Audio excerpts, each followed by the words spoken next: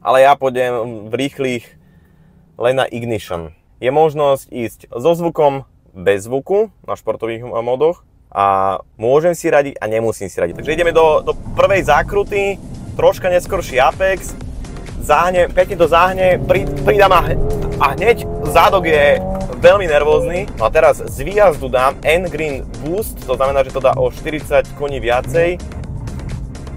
A dám mu hneď. Pekne.